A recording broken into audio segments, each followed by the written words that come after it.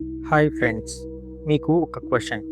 ఈరోజు మీరు ఎన్ని టైమ్స్ పామ్ ఆయిల్ వాడారో తెలుసా? తెలీదు కదా? మీరు తెలియకుండానే రోజు దీన్ని తింటున్నారు, వాడుతున్నారు, శ్వాసిస్తున్నారు. మరి దీని అసలు కథ ఏంటో తెలుసుకుందామా? ప్రతిరోజు మీరు తినే చిప్స్, బిస్కెట్స్, సోప్స్ వగైరా అన్నిటిలో ఒకే ఒక చెమురు ఉంది. దాని పేరే పామ్ ఆయిల్. ఆఫ్రికాలో పుట్టిన ఒక చెట్టు కథ మన రైతుల చేతిలో నుండి ఈరోజు మన వంటగది దాకా వచ్చింది. ఈ వీడియోలో ఆ కథ మొత్తం చూద్దాం, నిదానంగా, స్పష్టంగా కలిసి. సరే, మొదట బేసిక్స్ చూద్దాం. పామ్ చెట్టు మన కొబ్బరి చెట్టులా ఉంటుంది, కానీ అది వేరే స్పీసీస్. దాని ఫ్రూట్స్ చిన్నగా, ఎర్రగా, చాలా అందంగా ఉంటాయి. ఆ ఫ్రూట్స్ నుండి రెండు రకాల నూనె వస్తుంది. ఒకటి ఫ్రూట్ జ్యూస్ నుండి, అది పామ్ ఆయిల్. రెండోది లోపల గింజ నుండి, అది పామ్ కెర్నల్ ఆయిల్.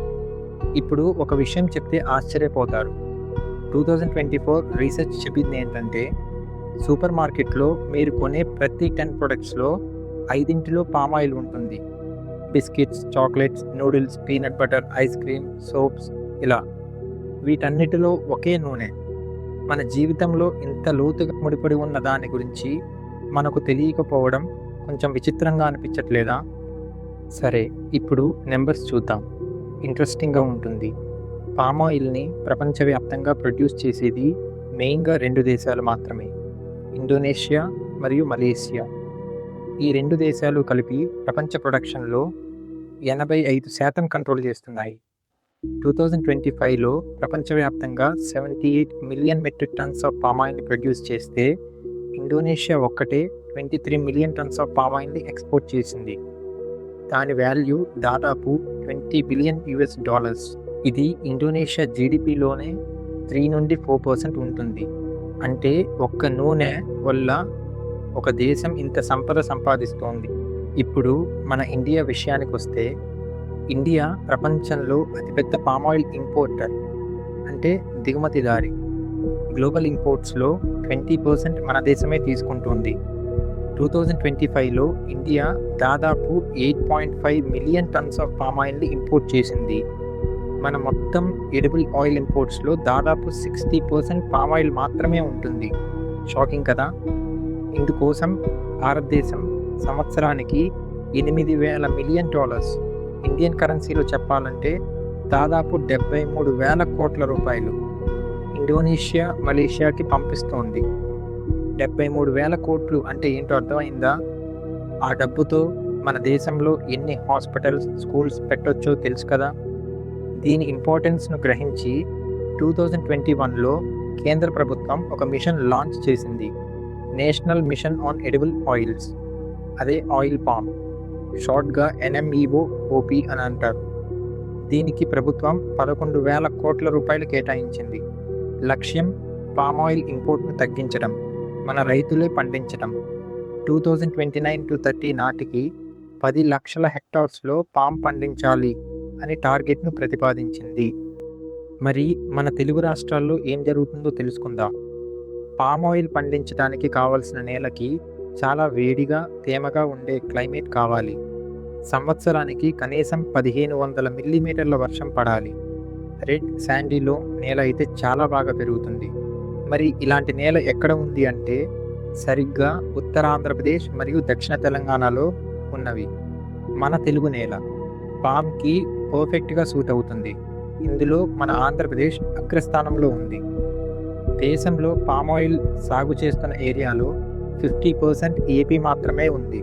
అంతేకాకుండా ప్రొడక్షన్లో 85% కాంట్రిబ్యూట్ చేస్తుంది.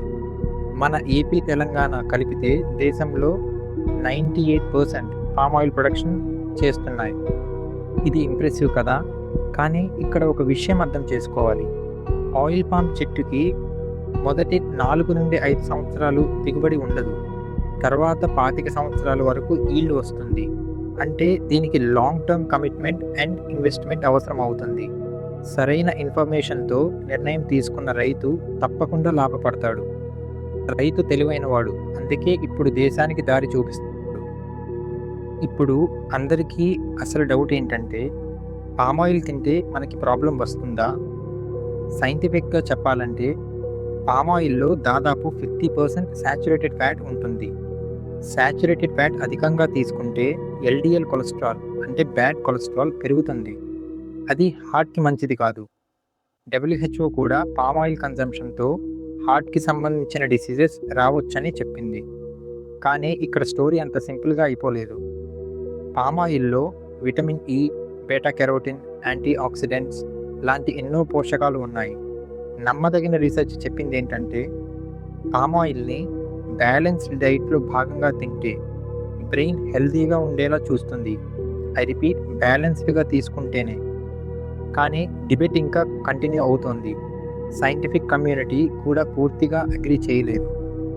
ఒక ప్రాక్టికల్ ట్రూత్ చెప్తా, మన ప్రాబ్లం పామ్ ఆయిల్ కాదు, దానిని ఎంతవరకు రీఫైన్ చేశామన్నదే.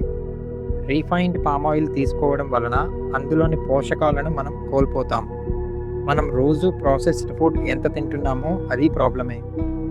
ఒక్క బిస్కెట్లో పామ్ ఆయిల్ మాత్రమే ఉండదు, మైదా, షుగర్, ప్రిజర్వేటివ్స్ అన్నీ ఉంటాయి. మన అమ్మలు, నానమ్మలు ఆరోగ్యంగా ఉన్నారు ఎందుకంటే ఫ్రెష్గా వండి తిన్నారు, నూనె మోతాదుగా వాడారు. పామ్ ఆయిల్ అయినా మరే నూనె అయినా మోతాదే మందు. సరే, ఇంత తెలుసుకున్నాక మీరు ఒకటి అడగొచ్చు, మరి మనం ఏం చేయాలి? చాలా సింపుల్గా చేయవచ్చు. 1, లేబుల్ చదవటం అలవాటు చేసుకోండి. ఇంగ్రీడియంట్స్లో పామ్ ఆయిల్ కనిపిస్తే లిస్ట్లో పైన ఉంటే ఎక్కువ ఉందని, కింద ఉంటే తక్కువ ఉందని గ్రహించండి. 2, మన సాంప్రదాయ నూనెలు వాడండి. నువ్వుల నూనె, వేరుశనగ నూనె మన నేల నుండి వచ్చినవి, మన ఒంటికి తగినవి, మన రైతులకు సపోర్ట్గా కూడా ఉంటుంది. 3, ప్రాసెస్డ్ ఫుడ్ తగ్గించండి. అది పామ్ ఆయిల్ వాడకం కంటే చాలా పెద్ద డేంజర్. ఇలాంటి చిన్న చిన్న అవగాహనలే జీవితంలో పెద్ద తేడా తెస్తుంది. ఈరోజు మనం తెలుసుకున్నది ఒక చెమురు గురించే కావచ్చు, కానీ దాని వెనుక ఒక రైతు కష్టం ఉంది, ఒక దేశం కల ఉంది, మన తెలుగు నేల గొప్పతనం ఉంది. ఆఫ్రికాలో మొదలైన ఆ చిన్న కథ ఈరోజు మన రైతుల చేతుల్లో నుండి మన వంటగదిలోకి వచ్చింది. అది చాలు కదా, ఒక కథ మనల్ని కనెక్ట్ చేయడానికి. సరే ఫ్రెండ్స్, ఇది మొదలు మాత్రమే. మన రోజువారీ జీవితంలో ఇలాంటి అనేక విషయాలు దాగి ఉన్నాయి. వాటిని కలిసి ఒక్కొక్కటిగా ఈ ఛానల్ ద్వారా అర్థం చేసుకుందాం. మీకు ఏ టాపిక్ గురించి తెలుసుకోవాలనుకుంటున్నారో కామెంట్లో చెప్పండి. ఆ కథ మీకోసం తీసుకొస్తా. వచ్చే వీడియోలో కలుద్దాం. అర్థం చేసుకుందాంతో